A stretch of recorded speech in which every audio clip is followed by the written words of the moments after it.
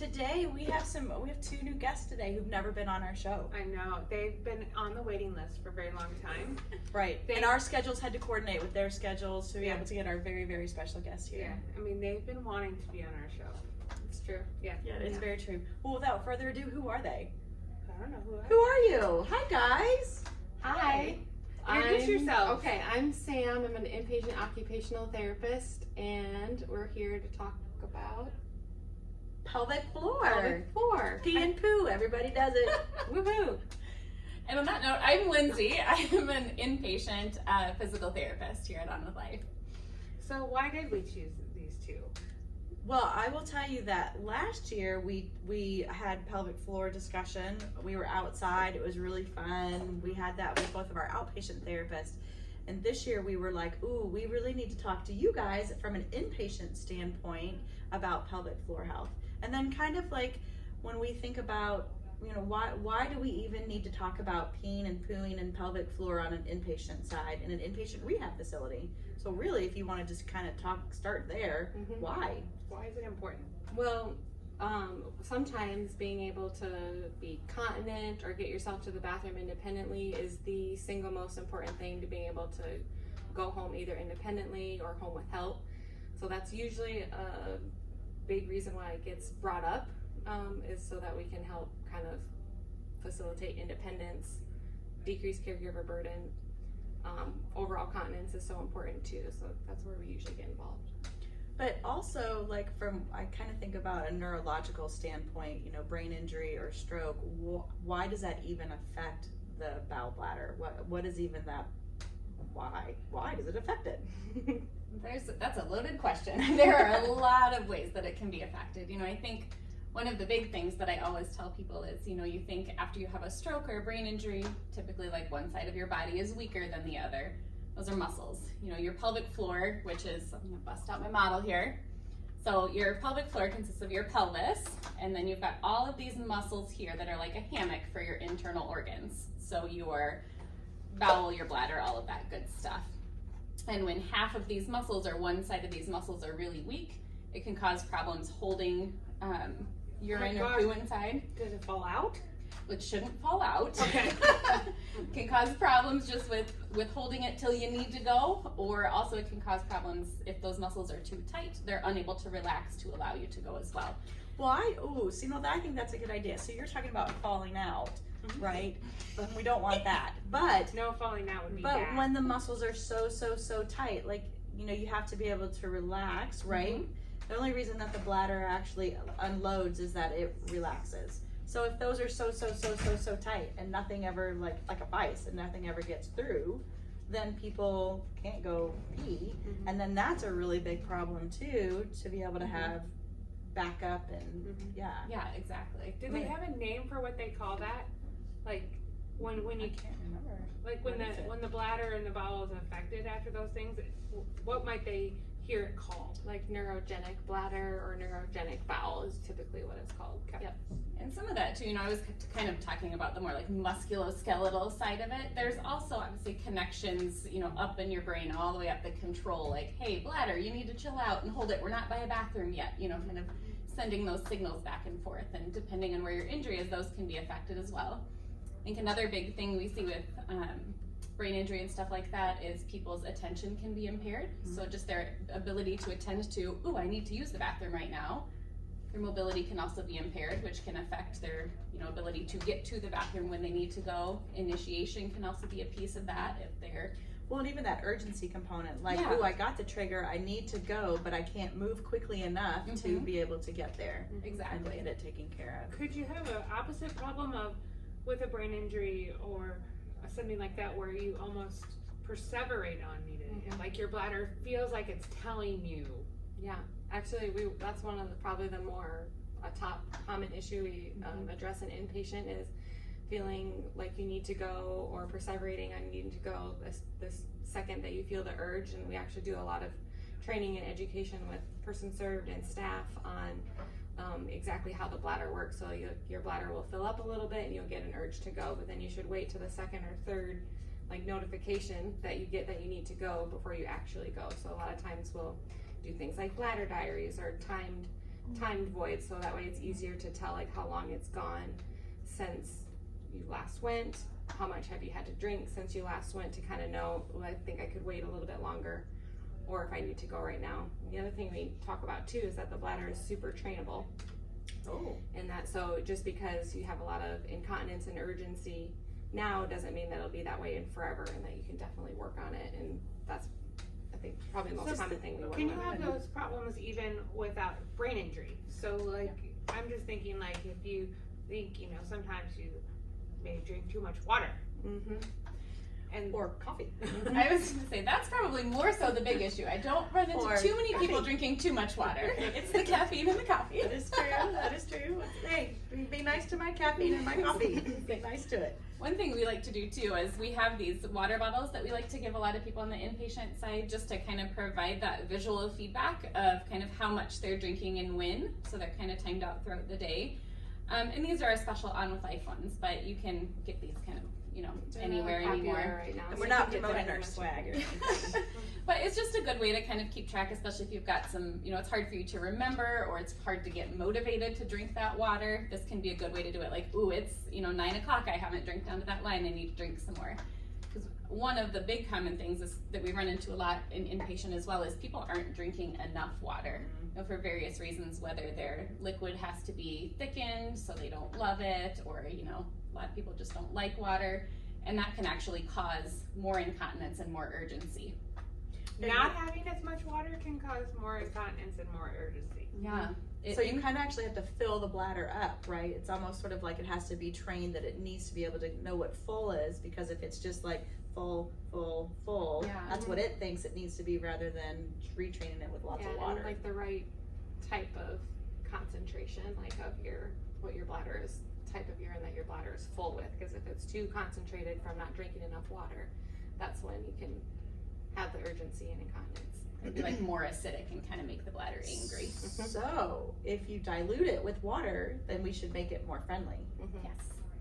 That's kind How of cool. about that? I know. So what do I gotta do about this? You need to not drink that all day long. Yeah. Finish your cup and have some water. And be done? Yeah. Okay, and have lots of water. Very cool. And I think one thing, and that's what we do with the bladder logs a lot too, is bring people's awareness to that, because how that caffeine affects you might be very different than how it affects me. You know, you might be able to drink that and it has no effect on your urinary frequency or urgency, where I might be able to drink half a cup and be like, ooh, gotta go. So that bladder diary can really be helpful for that, for kind of figuring out, you know, what are my triggers, what are those things that I need to, you know, be more mindful of than others. I think when you had your model out and you're kind of talking about muscles, you know, people know how they can retrain their muscles, you know, working out or what have you. How do you guys retrain those muscles? It's not like we can get in there and like lift weights per se on our muscles, or can we? Yeah, I mean, I think one of the first things, I mean, when people think of exercises for the pelvic floor, I think Kegels, you know, just give them a squeeze and relax. Well, Like right now. for some people, that's appropriate, and for some people it might not be, because kind of like we talked about at the beginning, some people might be too tight and overactive, and for those people, we don't want them squeezing all day long. No, that's true, right? That'd be Right. bad. So Okay. typically we do some kind of assessments first to kind of figure out how is the person contracting their muscles, how are they relaxing, and then we can give very specific muscles or very specific exercises. One of the cool things about the pelvic floor and the hip too is there's lots of hip musculature and stuff that is involved as well. So a lot of times we do a lot of hip strengthening and hip stretching exercises to help this area as well. And breathing. Well, I think one thing that we've learned a lot in our training for pelvic floor is how much a role breathing and breathing the right way, and your diaphragm plays a role in your pelvic floor and being able to hold and contract or relax. And so just to say, there's lots of things you can do from a muscle standpoint, like externally. It doesn't all have to be like internal. Yeah, and even core muscles too, right? I mean, when I know I've heard you guys talking a lot about abdominals and just that core stabilization, and how really it's all like a domino effect. It's all connected. So if you affect one, you can affect the other. Exactly. It's good. We should have brought a pop can. I know. I do think people tend to not talk about this topic, like, because they're afraid to say that they have problems, or maybe they don't really think that there's anything that can be done. But in reality, there's a lot of things that that therapist can help with. Yeah. And you don't have to necessarily have had an injury or something happened to you that would cause that, but people can just experience this as we age too, right? Yeah. So just reaching out and making sure that they're talking to their healthcare providers and seeking out assistance, because it's a quality of life thing. Absolutely. So you have this handy dandy footstool. What do you do with that yeah. footstool? We've talked a lot about like urinary incontinence and urgency, but we also work on the same for bowel incontinence, probably most often. And so we just brought this stool in. So there's different things we can do to help positioning wise, like similar with toileting times for bladder management. We can help with setting up schedules for bowel programs, different equipment to use for independence with hygiene and managing those things. And this is just an example of what a positioning device is. And some people may have heard of like the Squatty Potty, but it's just another tool we Born use out to of help Shark Tank. put is your cool. feet in a optimum position to help with bowel training. And how, like, But why why? does that matter? Like, am I gonna sit on the toilet like this, or am I sitting on the toilet like? Is it Yes. What's it about? Is it about alignment, or I'm just relaxing? Yeah, no. Like it's like Looks you're very reclined. relaxed, Gail. Yeah, you like that? It's a little of both. It's to help, put your, you think like you just sit on a toilet and, you don't really think about it, but actually like the way our body is designed to optimally evacuate, it Go is food. better to have your feet, I just feel super awkward getting up on this thing right now, but it's better to have your feet and your knees up and kind of at more of a closed angle, instead of like completely upright, but a little bit farther forward. I think one thing on the inpatient side too, because of that, to get to this position is, like Sam said, it's not always the easiest. So we work with a lot of like commode chairs and various positioning things to make sure that people are kind of in the optimal position that they can, because they can't always, due to their injuries, maintain that position independently. So we need to do what they can. And that whole squatty thing was born out of, isn't it about 2/3 of the world squat to evacuate, to go poo, and us Westerners don't. Right. And so they apparently got it right, and we apparently are lagging behind. But now we have a Squatty Potty to help kind of like position everything so that it's almost like a straight shot down, Yeah, right, rather than exactly. kind of like a little kink to it. So it helps evacuate when you're ready to go. Yeah, and part of it too is having your feet supported on something, because if your feet are dangling, you're clenching your hips, you're clenching your pelvic floor muscles. You're not able to relax. So, little kids especially, you get on those high potties and they're sitting there, like, it's not a great position. So same thing for our shorter individuals, to make sure that their feet can be supported so that they can relax. Well, that's interesting. I didn't know that either. See, I done learned something. And I thought it was so cute to see their little feet dangling.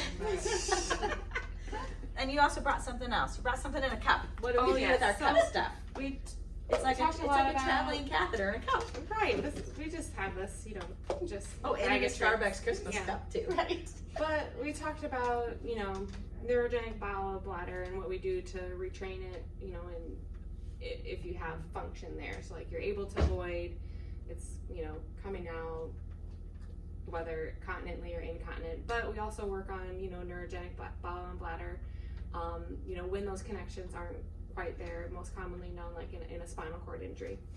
And sometimes if those connections aren't being made, depending on where the level of injury is and whether it's complete or incomplete, we work with people on learning how to void and empty their bladders with external catheters. We do education on using different types of, these are internal catheters, external catheters, just ways to help make their, more independent with managing their bowel and bladder. So these are just some samples that we have of different types. We work really closely with several vendors in the area to have lots of samples that we can be sure people are trying all sorts of different things to whatever helps be more independent. What I do love about these is like they're like the tube ones, right? Like they're pretty, like you don't realize what they are. And Right, so exactly. you can carry these in public and they'll think they're drumsticks. Oh, ow. Sorry. Or how about reflex hammers?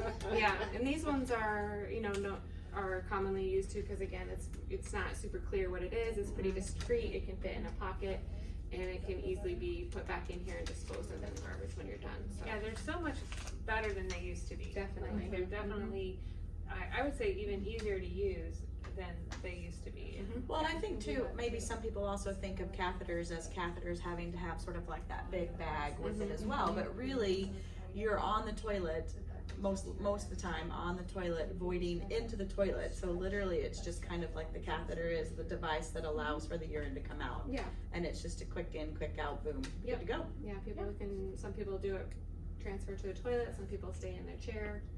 Some people use adaptive devices to help empty it all the way down, but that's all stuff that we work on And you really guys can closely educate. together. Yep. So, as we close, if you had to give a top 3 tips for good bowel and bladder health, what would they be? I think my number 1 would be make sure that you're drinking enough water. Okay. Okay. Yep. I'll buy that. How much should we drink? Like, is there a set amount? Is there 8 ounces? 8, whatever? Like, is it? What They say should we like be half doing? your body weight in ounces, but Oh, that can be a lot. I would be in trouble. So I I'd be think floating. I would be floating away. And there is like, too much. Like a lot of the times we see people like trying to drink like a gallon of water, and that usually for most people is probably too much unless you've been like specifically advised to drink Right, that because much. that actually can flush out electrolytes, and you Yeah. can Yes, salt, and then you exactly. can get dizzy and lightheaded, and it's no good. I usually say like the water bottles that either are 32 ounces, 2 of those a day, so 64, or the water bottle that's 64 ounces. Okay. And just get it all in Number one 2. shot. The other one I like to tell people is, just making sure you're going when you actually need to go. We say usually, I get nervous bladders. I know, 6 to 8 times in a day is normal, and 0 or 1 time overnight is considered normal. So if you feel like you're going less than a normal or more than that, then that would be something to reach out and check on. Okay. Number 3. Number 3 would just be really watch your diet and make sure you're eating, a good variety of foods, getting enough fiber, getting enough of those healthy foods. Because all that stuff helps it all come out. Awesome.